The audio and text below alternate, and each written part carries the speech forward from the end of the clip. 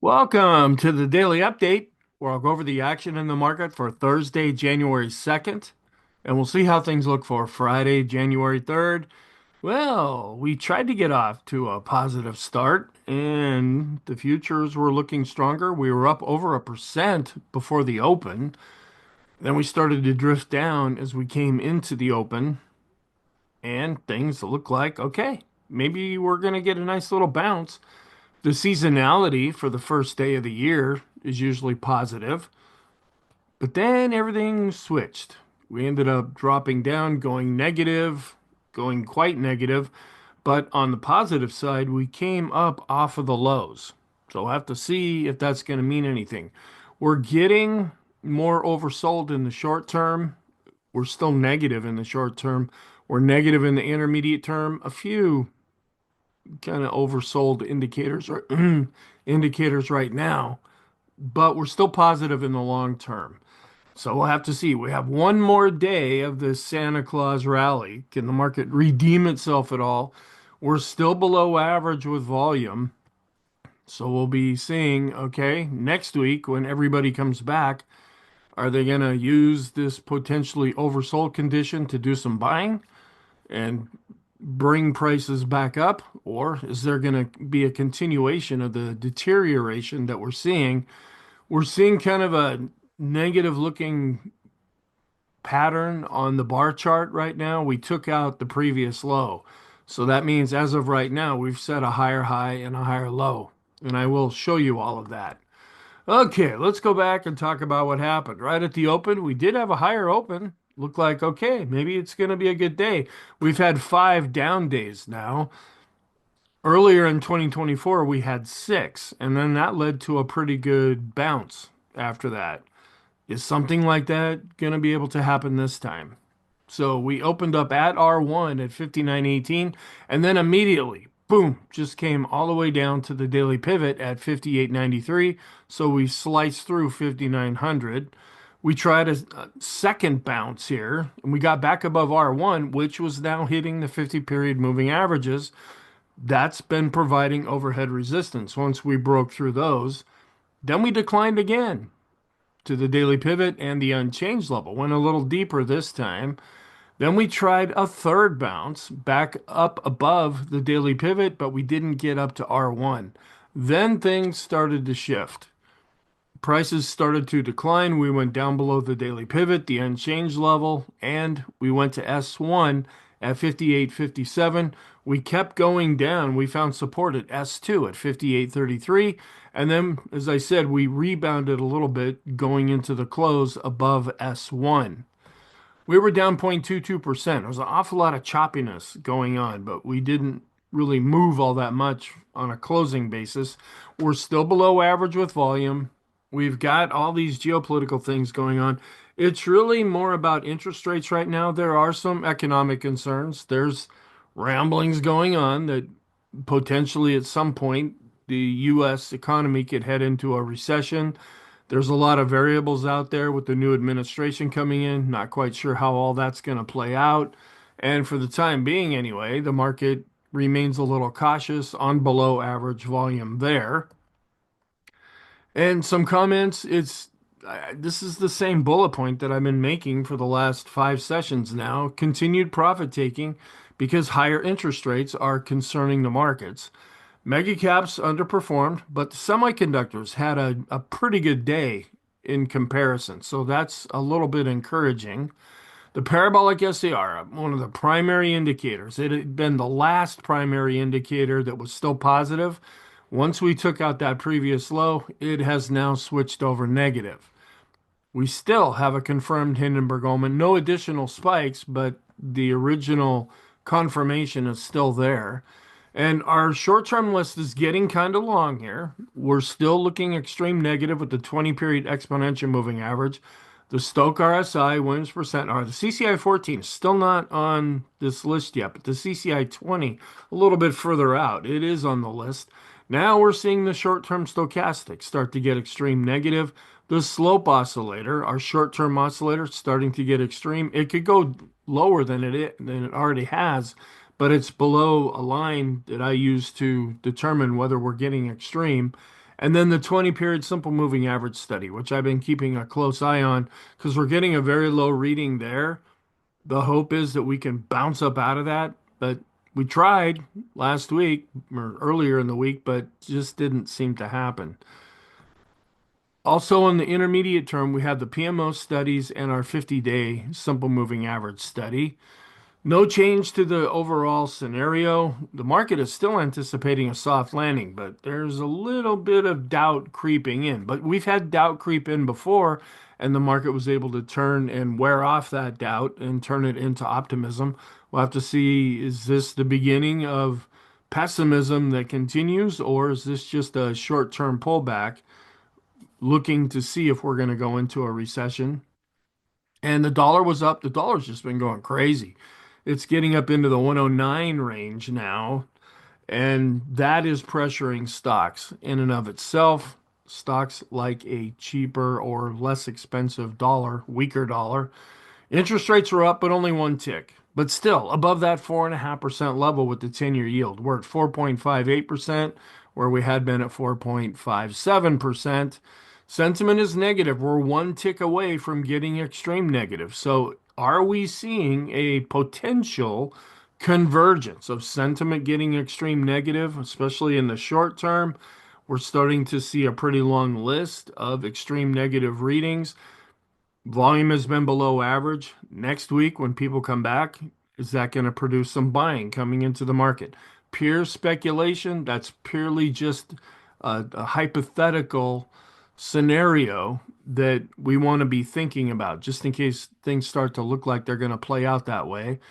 And we are now trending, and we're in a negative trend. We've crossed above 20, we've crossed above the moving average, and we're seeing the red line on top. So now we're in a negative trending environment.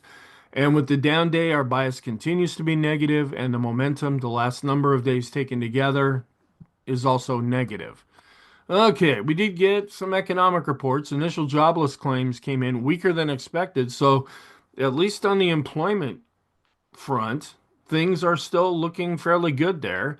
They came in at 211,000. They expected 224,000. The continuing claims came in at 1.844 million. And I have charts to show you of this. Total construction spending was unchanged on a month-over-month basis. They expected it to be up 0.2%. Last time it was up 0.5%. And we break it down for total private construction, up 0.1% month over month. That somehow equates into a 3% year over year rate. And then public construction was down 0.1%. We don't have a year over year calculation for that. Excuse me. And now the takeaway from this with the S&P Global US Manufacturing PMI, we're below 50. So that's showing slight contraction, but we're up a little bit from the reading that we had last time. I don't have a chart for this one. We usually watch the 50 level. If we're below 50, it shows contraction. If we're above 50, that shows expansion. And then we finally got the MBA Mortgage Applications Index. I guess people were taking off the holidays early. Down 21.9%. We were down 36% with refinance applications, and that's because interest rates are going up. So they're just not as attractive, and we even saw purchase applications down 13%. So here are the chart of the weekly jobless claims where we're continuing to fall down, and this suggests strength in the economy. We're going down with the raw number, and then the blue line, which is a 4-week simple moving average, it's also falling.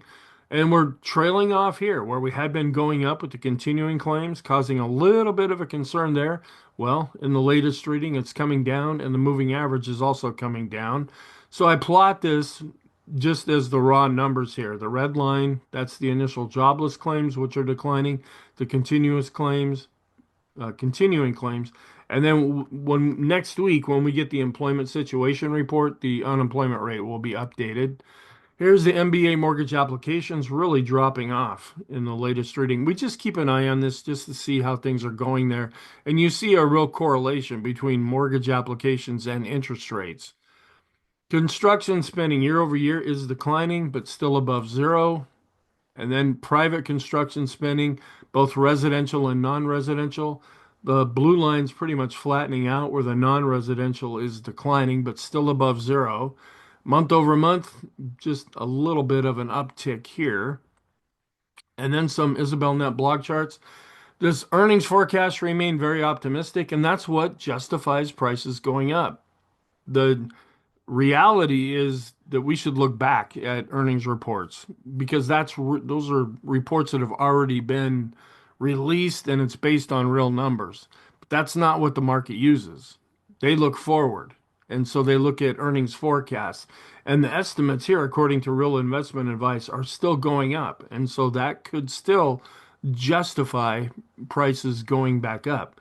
But if we hit some difficult times, if some of these recessionary concerns actually turn into more reality, these forecasts are going to end up going down. But that's not what's happening yet. An average year isn't so average. This you might want to just pause and look at this a little bit. It says gains for the S&P between 8 and 10% are quite rare. Well, we've had a couple of back-to-back ones now.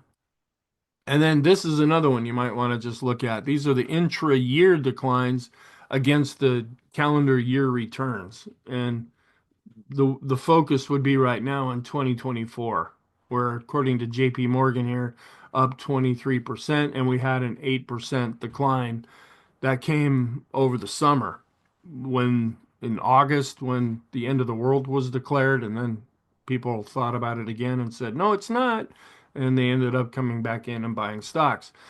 Then these are the flows going into equity mutual funds and ETFs, where we're seeing it really dropping off in December. A lot of money was put in November, but not as much in December. And there's a couple of different ways to look at this. This is the M2 money supply, and then with a ratio with the nominal gross domestic product. And after the COVID plunge, we really saw this going up because they were just creating all this money and throwing it into the system. Well, they're starting to really drop off with that. And that could end up being negative because the money supply is really going down right now in relation to GDP. But it's also coming back down to this purple line, and it's a little bit closer to it, which would be the average over a period of time. So we had just become totally crazy up here, and we're starting to get back to normal. It would probably be more positive for things if this actually bottoms out and then turns and starts to go back up. Then looking at the global debt to GDP, this is the whole world to the whole world GDP. It's declining a little bit, but flattening out. And then small caps post biggest decline since September 2020 or whatever. This is when the small caps were supposed to really take off and just go like crazy. And they could still do that in January, but a lot of folks had really set themselves up for this to start happening in December because there's seasonal precedence there. With historically, that's what has happened. Just didn't happen this year. And then treasuries underperformed cash like never before. And treasuries were negative based on price for 2024. And even more so since we've been going up with interest rates lately. Few charts here. This is looking at the mega cap call volume. These are calls. This is when you buy an option with the hope that it will go up. And it's really low right now. Now, that could actually be contrarian in that, okay, there's not a lot of option players out there, which are usually beginners and usually folks that don't have a lot of experience. And you can take a smaller amount of money and still play the underlying security. And the fact that this is very, very low right now, the smart money may say, oh, okay, there's not a lot of option players in right now. If this number was really high, that would probably be more of a concern. But at the same time, we take it for what it is here, just saying that there's not a lot of calls right now, even though we have another index that we look at, the skew index, which is still giving us a very high reading, which could be heavily favored over towards calls right now. And this is kind of interesting. This is by Jim Bianco. I found this on Twitter. The black line, this is what interest rates have done since the Fed came in and started cutting rates, and interest rates have been going up. And basically, the takeaway would be right where I'm circling with the laser pointer here.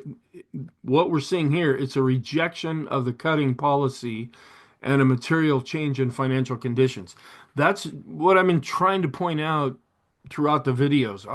Are we going to be going into a new kind of climate in 2025? Of course, if it's a good climate, the new administration will take full credit for that. If it's bad, they'll pass blame. That's just how it goes. And then whoever doesn't like the current administration will blame the current administration. But paying attention to that is useless. What we'll be watching for is just the data that's coming out to see, are we really shifting over into a new kind of an environment? And then the S&P price to book ratio, it's pretty high. Now, everybody wants to make, not everybody, but a lot of folks want to try to make a comparison back to the dot-com boom and bust in 2000. There's a lot of differences between what we're seeing now and what we saw then. We're seeing ratios that are very similar, but at this time, this was all built on fantasy and the dot-com boom because they were companies that had no earnings, they had no history, they just had .com at the end of their name, and so people were just bidding up the price of their stocks, and most of those companies ended up not existing. In a different way, we have companies that are really leading the market higher. They do have earnings behind them, and they do have historical track records, and they have been really adding to the overall value of the market. So to try to reach a conclusion just based on this chart, I think is not quite the right thing to do. Yeah, we're a little concerned about this because the ratio is pretty high. But to say, well, we were high here and we're high here, so naturally everything's going to crash now, I think is an incorrect conclusion to make. Then total assets in US listed ETFs. And this is what I do. I'm in the SPY and I teach it in the program that I have. And I do different option strategies in the short and intermediate term based around ETFs. They've been a great thing and they've turned out to be very, very popular. And in a lot of ways, they're now more popular than mutual funds. Okay, so here is the chart where we actually gapped up here right at the open. We got above R1 and then quickly came down. Then we got back up above R1, came up to the high here, started hitting those 50-day moving averages. That set the high for the day. Then we came back down to the daily pivot, although this time we came down to the unchanged level. And it was like, okay, now we've taken care of all this initial stuff. Can we really go to the upside? Well, the market tried to do that, but we didn't even get up to R1, and then we just saw a real wave. This is some smart money actually coming in and doing some selling, which took us down below the daily pivot. We went negative. We went down below S1. We made it all the way down to S2. And that happened fairly quickly. I mean, each one of these bars is 10 minutes. So in 20 minutes, we went down pretty negative. And then, but we did find some support down here at S2. Now, an encouraging thing is that once we set this base up here, we did bounce up off of that. We still closed negative, but to see some strength going into the close can often be positive. But it's not always a given. Where was it? There was a couple of days ago where we saw some strength going into the close. Um, I guess maybe it would have been it would have been Friday. Last Friday, the 27th, where we were bouncing up. Now we closed off of that, but then we ended up getting some of that back right at the close. That didn't lead to anything. Excuse me. That led to nothing at this day. Then we ended up gapping lower in Monday's session. So we'll just keep an eye on this and see, because a lot of times where the recoveries start to happen, if they do happen, are about midway through a down day. And so we're just kind of waiting to see if something like that develops. Okay. So, and we're up about 0.25% with the futures right about the time I started recording. So we're getting back closer here to the previous unchanged level. But this is kind of wacky here. We were looking pretty positive. We were up over 1% before the market opened, and then we started to drift down. And then here's the gyration that happened right after the market opened. We ended up setting the low and then bouncing up off of that going into the close. This is still positive and still under the surface, but it just has not manifested itself in price action. Even though we're going down with the blue line, it's still above the red line. So we're seeing growth outperforming value intraday. This is holding up fairly well, not showing a lot of strength right now, but not an awful lot of weakness with S&P growth of value intraday. Our end of day charts, growth was down, but down quite a bit less than value. Where for the mid caps, growth was up, where it was down with value, and it was up, excuse me, it was down, but down almost unchanged when compared to value for the small caps. So seeing a little bit of an improvement here, and this is some of the underlying surface strength that we've been seeing, even though it's not even coming close to being reflected in the indexes. We've been coming down and chopping sideways with the mid caps. We're still in an uptrend between growth and value. We came down close to this 50-day moving average and we're bouncing up off of that. Can we get some of this strength back? This is what we're going to need to see for the small caps to really kick into gear and get going. And we saw a little bit of a tick up with mid caps, even though the index has done nothing, and a little bit of a tick up with S&P growth to value. Now, the index has been holding up a little bit better and doing better, but not lately. Okay, and then still coming down into the top end of the rainbow when we look at the growth versus value ETF, coming down with the discretionary to staples, but still above this moving average. This is still holding on for right now. Large cap growth coming down, testing its 50-day moving average and was able to close up off of that. That could be encouraging. And as far as our, whoops, wrong button. As far as our trend, we're now negative. We're above 20 with the ADX. That's the dark, excuse me, the dark black line. It's above the moving average and going up. So now we're in a trending environment with a strengthening trend, and it's negative because the red line is above the green line. And short term, also, we're turning to a negative trend there as well. Volume is still below average. And then we're still getting a high reading with the Ulcer Index. This is another my goodness, this is another sentiment gauge that uses end of day type values. This was really originally designed to work with mutual funds. And I just show this when we're above the moving average. If we drop down below it, then I stop showing this chart. Okay, going back up with the VIX, we're still below 20, but we're going up with the down day, both with the line chart and the bar chart. The VIX of the VIX also crossing back above its moving averages. And we're starting to go back up now with the momentum of the VIX. We were right on top of the moving average. It looked like we were starting to decline with the VIX. That would be positive. But now we're going back up. Here's the skew index that I alluded to earlier. Still up in this red area, and not really sure if this is calls or puts that are actually participating in all of this, because this is a variation of the VIX and it uses out of the money options to be calculated. So we're still getting a high reading right now. We tick down just a little bit with this fear gauge and we tick down with the other fear gauge. So it's contradicting a little bit what we're seeing with the VIX. And we did get the latest reading of the American Association of Individual Investors. Coming down here, they're still just slightly positive, more neutral right now. One takeaway is that the 50-period moving average here is starting to roll over and decline. We're keeping an eye on this too. This is the spread between risky and not as risky bonds. It's starting to go back up, as can be measured by this inverted chart here.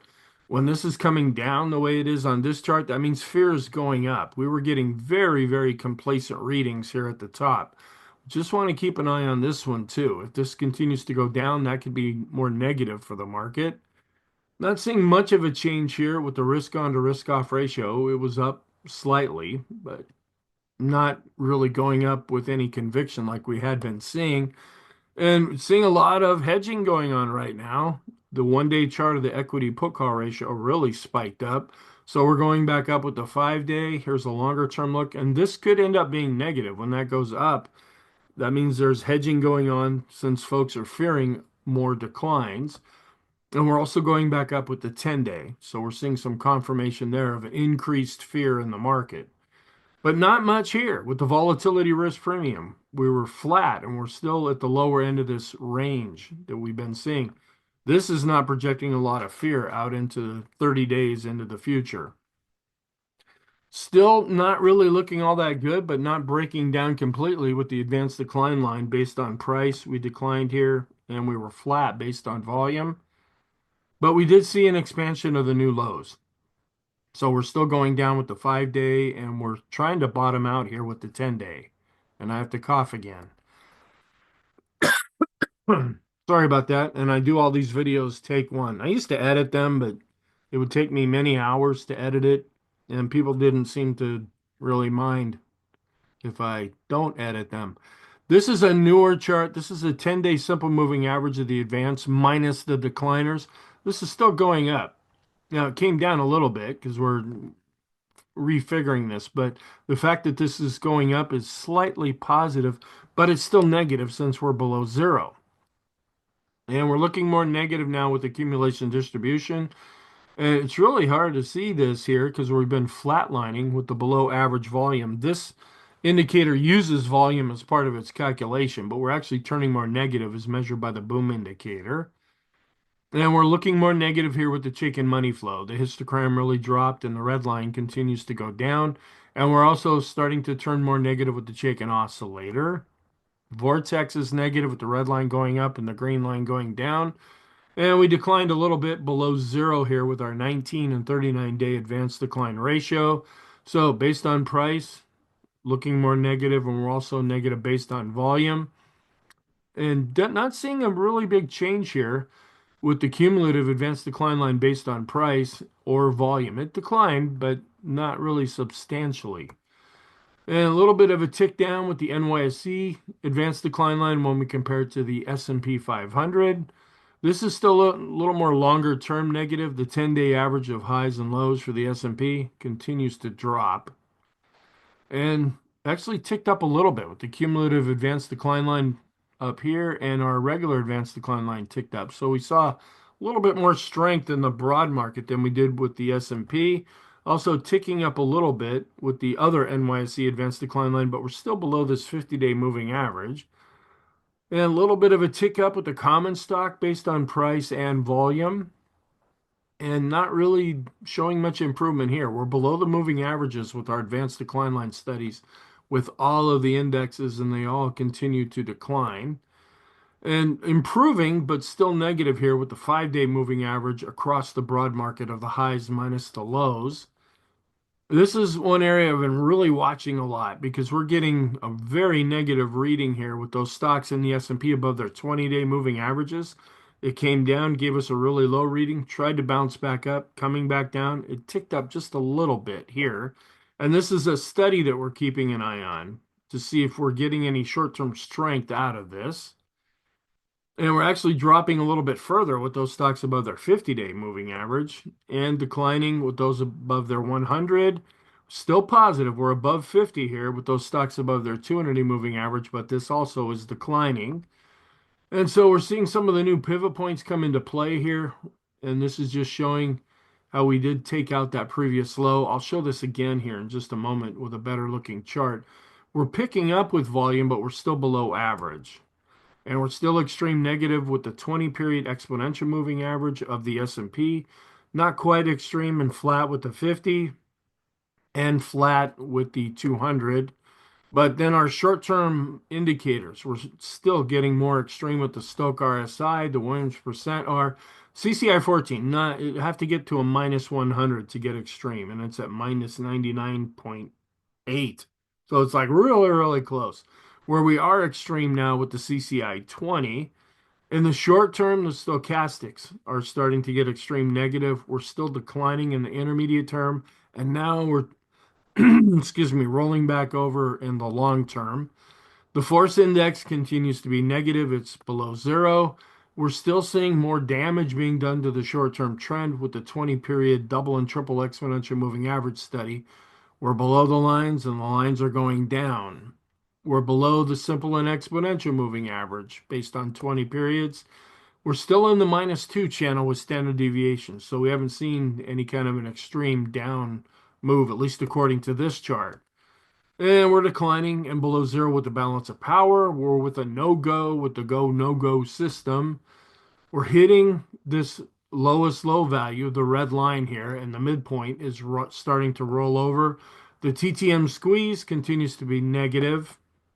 We're coming down with our standard deviation, but we're still above the moving average. Now, again, as I always say, this measures speed, not direction. And we're looking more negative with the ease of movement. The Erin finally woke up and said, oh, I better do something. I better go more negative. And that's what it did do. And we ticked down with the McClellan oscillator for the S&P. after we had been seeing a little bit of an improvement there. So we're declining with the summation index based on price and volume.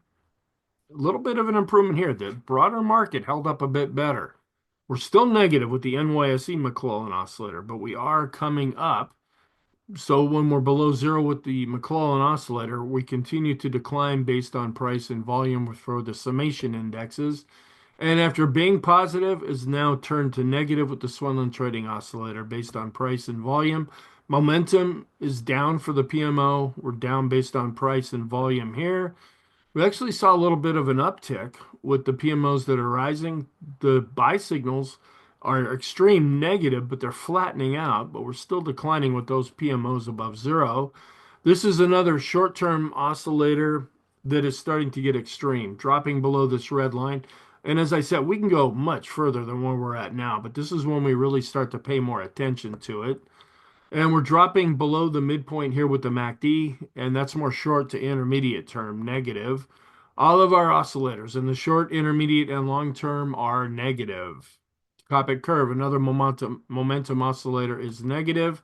Sean trend meter, pretty much flat right now, but more neutral. And we're going down below 50 with the money flow. And after, for some reason, turning positive above 50 with the ultimate oscillator, now we've crossed back down below 50. So we've turned back negative there. We're declining, but still above the moving average with on-balance volume. We're below 50 with the RSI 14 and 9. And this is the intermediate term trend based on 50 periods. We're below the blue line and the red line, and they are now starting to come down.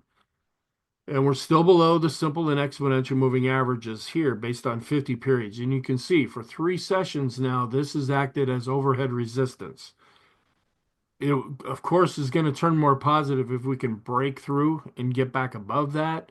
Until we can, this is a little bit more vulnerable. And it's really hard to see here, but you can see the low that was set on Thursday actually exceeded the low from here.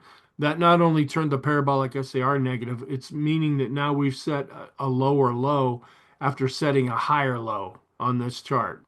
We can still recuperate from that, but we also want to respect this as well, that things are looking more negative in the intermediate term. So if we do continue to fall, we'll be watching the 100 period moving averages.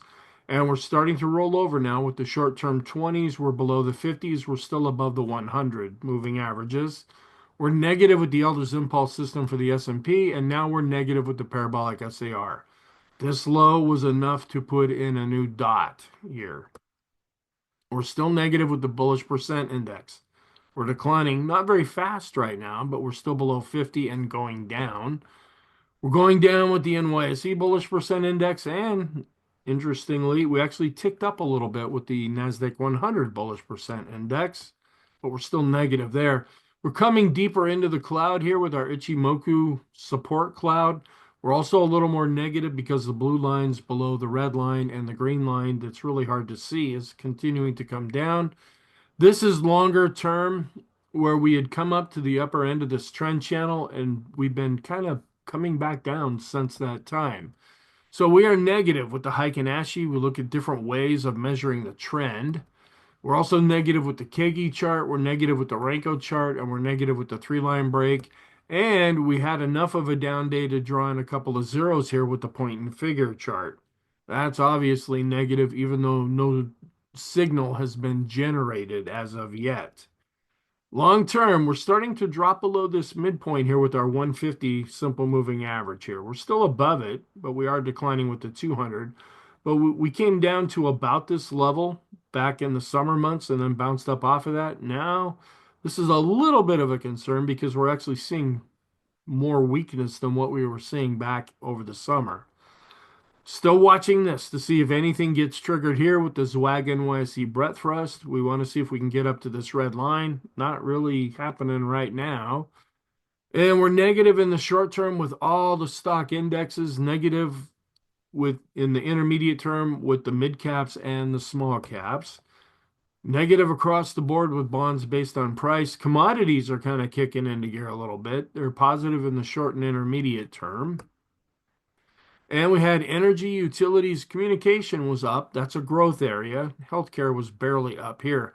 All the other sectors ended up being down with discretionary, which has been the best sector since that big decline in August. That took the biggest hit on Thursday.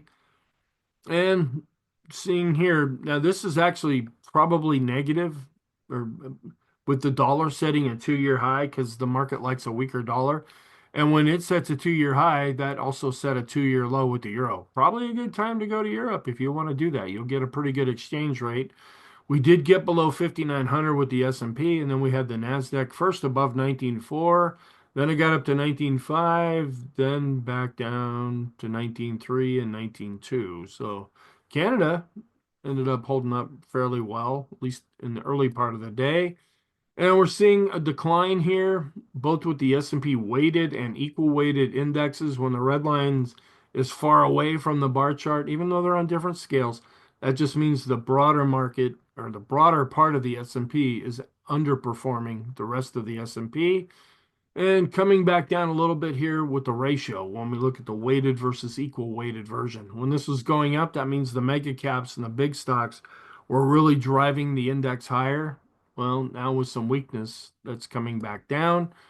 The Dow is just kind of chopping along sideways underneath its 50-day moving average, and it's negative with the diamonds, with the Elder's Impulse system. This could be critical too. We're coming down and testing the 50-day moving average with the Nasdaq. This has been one of the better performing areas, and this is held up a bit better. We did come down and take out this low right here. So that's negative, but we were able to close a little bit above the 50-day moving average. We'll be watching this one, and we're seeing a very similar story here with the NASDAQ 100 up to its 50-day moving average. There are times when we get support, not from the S&P itself. It comes from another index, and we're going to be watching that.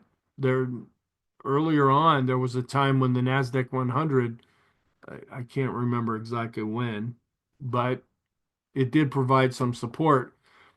And we're still negative though with the QQQs. Looking at the Elder's Impulse system, the momentum for the NASDAQ 100 is still negative. Let's see. It might have been back in 2023, but we're right down here to the 50-day moving average. And this is holding to this point. We'll see if that's going to mean something. Small caps just kind of down. Now the S&P small cap index was down 0.23%, where the Russell 2000 small caps they were up 0.08%, but still just chopping along sideways at best. And still neutral with the Elder's Impulse system for the small caps. Mid caps chopping along down slightly, still neutral with the Elder's Impulse system. Still below the 50-day moving average with the Wilshire 5000 and also below the 50-day moving average with the total US stock ETF. Financial sector down 0.25%, starting to fall a little bit below its 50-day moving average. The FANG index, this is another way of looking at the mega caps. It was up 0.3%, so it's holding up better and it's further above its 50-day moving average. But we're still below this shorter term trend line that just can't seem to get above, at least yet. Apple was down 2.62%. Amazon was up 0.38%. Microsoft down 0.69%, coming back down to its 200-day moving average. Meta was up 2.34%, bouncing up off of its 50-day moving average. Google was virtually unchanged, but up 0.07%. Tesla was down over 6% and could be coming down to its 50-day moving average. Nvidia was up almost 3%. It was one of the stronger areas. It's still below its 50, well, it's about on its 50-day moving average now. And the semiconductors had a fairly good day, especially when you compare it to the mega caps. And Netflix was down 0.5%, but still above its 50-day moving average. Here's the semiconductors up over 1% here with the SMH semiconductor ETF still holding out above its 200-day moving average. But we've been just going sideways here in the rainbow since last summer. But then when we look at the SOX index, which is another index for the semiconductors, not able to get back above its 50-day moving average yet and still in a downtrend. And was just chopping around with the ratio between the semis and the tech sector. And kind of showing a little bit of improvement here. It's not Well, the semiconductors were up, but it's that the Dow is just not really doing all that much. So for right now, this ratio is holding up, but it would be more positive if this ratio continued to go up. And seeing a continuation of the deterioration of the correlation between US stocks and world stocks in the short term, where it's still strengthening with the longer term correlation. The dollar just screaming into the 109 range now. Great if you're traveling, not so good because a stronger dollar for international companies makes it look like there are fewer dollars on the books when they do the conversion. And we ticked up a notch here with the 10-year yield. We were down with the 10-year based on price, even though it's showing this up. We were up based on yield and up based on price. Only an ETF can do that. This is another concern that we've been seeing here. Home construction versus 3 to 7 year bonds. This continues to fall. And it broke below through support that held before. So this is getting a bit concerning here. And seeing some weakness coming down to the moving average with the Qs to S&P, dropping below the moving average with discretionary to the S&P, coming down to the moving average when we compare large cap growth to large cap value, down to the moving average with the large caps, under the moving average with the mid caps and the small caps, even though both of these ticked back up a little bit here. This had been under the surface that potentially could lead to some price gains, but we're starting to lose this. And we could lose it if it doesn't, if the smart money doesn't come in and really take advantage of this. So what's our outlook? We're still going through the Santa Claus rally period. We have 1 day left. That'll be Friday's session. There will be a state funeral for deceased President Jimmy Carter on January 9th, and the market will be closed. And the weakness is just continuing across the board here. We're going to get ISM manufacturing. That's a pretty influential report. We're also going to get consumer confidence and then all the geopolitical things going on here to see if that impacts the market. And here is where we're finishing out. Finally was able to update this and make some corrections here with the calendar. Next week's calendar might be screwy too because the market's going to be closed on the 9th. And this is just showing that the forecast is that we're going to be under 50 here with the manufacturing PMI. And that's usually what's been happening. We come in under 50 with the manufacturing. And then next week, when the services PMI comes out or the non-manufacturing, that has been coming in above 50. Okay, seasonality. I went through a lot of this earlier on. This really isn't all that relevant now because we have to finish January before the information here really kicks into gear. But the best 6 months of the year started in November, and November, December, and January. That's the best 3 month time span for the S&P. And looking at January 3rd, we're positive with the Dow, where we're neutral to negative with the S&P and Nasdaq. Kind of interesting about that. Friday tends to be the most positive day, at least it was in 2024. And then this is looking at the first half of January, which tends to be pretty strong. And then the second half is also strong, but not as strong. Small caps should be going to the moon right now. They're going nowhere. And this also looks at January with the average return of 1.1%, but we're positive 58% of the time. Not much more than 50%. And this is put out by Stock Traders Almanac. This shows all post-election years because that's what we're in now. That's the black line and how the market reacted. So you can kind of go over here on the right-hand side. We're kind of all jumbled together. And then the 5th year of presidency, well, I guess you could say that because Trump already served 4 years. So that would be the purple line and how things end up working out after that. When the incumbent party wins, well, they didn't. Okay, so that would be the green line, and then the incumbent party loses, that would be the red line. And then the aggregate cycle here would be the blue in here as well. So we'll just keep following this because we're trying to fit the scenario into seasonality, but at the same time, as I always say, we just use this as a guide. Okay, so our warning signs show that the smart money indicators are now pretty much negative. And the advanced decline lines are negative, as well as the 5 and 10-day equity put call ratios back to going up. We're negative with the NYSE and S&P, McClellan oscillators, and summation indexes. Parabolic SCR, a new addition to the negative side here. It has now turned negative. The Swenlin trading oscillator, I have it in yellow. It's not a primary, it's not a secondary indicator, in my opinion. It's kind of right in between. And momentum is negative. The bullish percent indexes are negative. We still have that confirmed Hindenburg Omen. The vortex is negative. The 20, 50, and 100-day moving averages, they're all declining and below 50. The ease of movement, the money flow, and then back on the negative list is the ultimate oscillator. And then the momentum for the NASDAQ 100 is negative, but could be possible. It's not really improving now. Positive side, we're still looking good here, or looking okay, I should say, with growth to value and discretionary to staples. That's going to have to matter at some point to take prices back up because it's been under the surface for quite a while. And if we continue to show more deterioration, I can't believe I said that word 3 times now in the video, we're going to lose this. So usually this is some kind of a setup, but hasn't led to anything positive yet. And we're still positive with the 200-day moving average study since we're above 50. Financial sector seeing some weakness now, but still positive, and we want to keep an eye on that too.